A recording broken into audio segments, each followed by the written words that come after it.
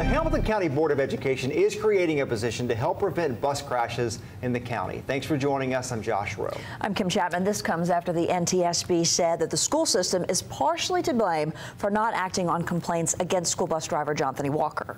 He was behind the wheel during the November 2016 crash that killed 6 elementary school children. Tonight, James Torres tells us more about the job. Tonight's Hamilton County School Board meeting is the first since the NTSB released new information regarding the deadly Woodmore bus crash. It wasn't in tonight's school board agenda, and the school board didn't address it during the meeting. However, we learned some new information on what the school system is changing to make sure your kids get home safer. The Hamilton County Department of Education's lack of follow-up to ensure that Durham had addressed a known driver safety issue. Earlier this week, the NTSB says the blame for the Woodmore bus crash goes beyond the driver. School board members didn't bring it up in tonight's meeting, but Superintendent Dr. Brian Johnson says the school system is always working to improve. Anytime you have a tragedy of that magnitude, you always look at how you're refining it is what you do.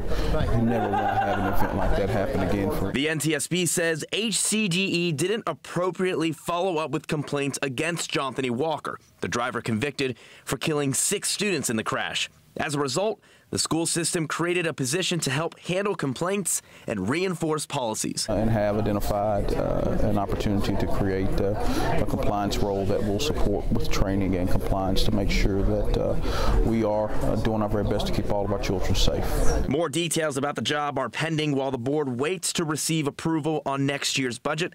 Dr. Johnson says once that happens, the job will be filled. At the end of tonight's meeting, the board honored a man named John Shackelford. According to Chairman Steve Highlander, he was a retired bus driver and came out of retirement after the bus crash. He now volunteers to drive the same route that bus 366 drove, where those 6 students were killed. Right now, I'm reporting in Hamilton County. I'm James Torres. And tonight's meeting is also the first since 2 school board members spoke out against a policy calling for busing to help increase diversity in schools. The school board agreed tonight to consider contracting with an outside agency to look at equity problems in the county. Dr. Johnson says the board will have to find funding for the agency, and it would not come from the school system's budget. All board members were in favor of the decision except for Rhonda Thurman. Tonight, Walker County Sole Commissioner